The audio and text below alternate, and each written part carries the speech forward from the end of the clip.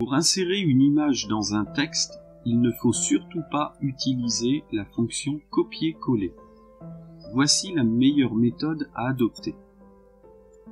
Nous avons sous les yeux un texte de Guy de Maupassant dans lequel nous souhaitons intégrer une image. Par exemple, juste après ce paragraphe « Ça va vite la vie ». Pour intégrer l'image, il me faut un petit peu de place. Nous allons donc aérer le texte en appuyant 3 fois sur la touche Entrée. 1, 2 et 3. Je remonte mon curseur sur la ligne numéro 2, à l'entre-deux. Je vais dans le menu Insertion, Images, à partir d'un fichier. Je retrouve sur mon disque dur une image que j'ai au préalable enregistrée. Je la sélectionne et je fais Ouvrir. Cette image s'intègre dans le texte au format le plus large.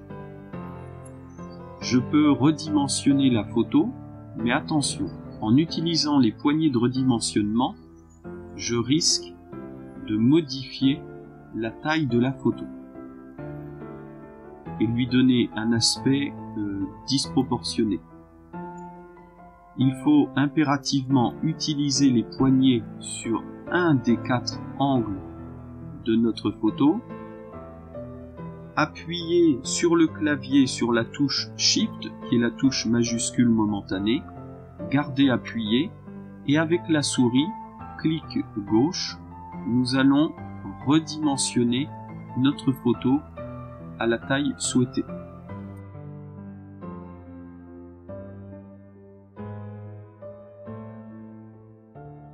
Vous voyez les deux côtés modifiés proportionnellement et à l'échelle. Je lâche et mon image est redimensionnée. Une autre option est possible, c'est l'habillage du texte avec cette image. Prenons le cas d'une image un tout petit peu plus petite. Je la redimensionne, toujours le bouton appuyé sur le clavier Shift et la souris avec le clic gauche. Je souhaite faire une présentation comme dans les journaux et les magazines, c'est-à-dire avoir du texte sur les côtés. Je peux déplacer ma photo sur le bord droit,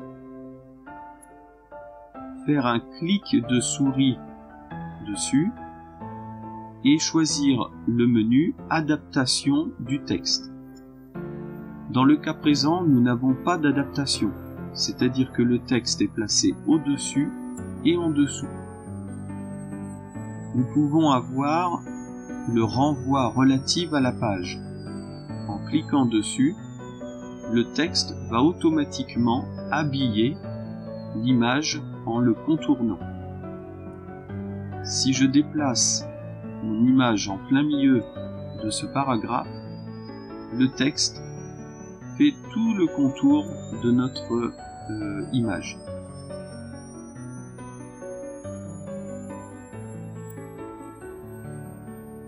Nous avons aussi la possibilité d'avoir un texte en arrière-plan. Dans ce cas présent, le texte est positionné sur l'image.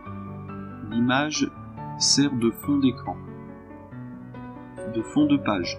Simplement, il faut être attentif car l'écriture noire sur une image foncée devient illisible.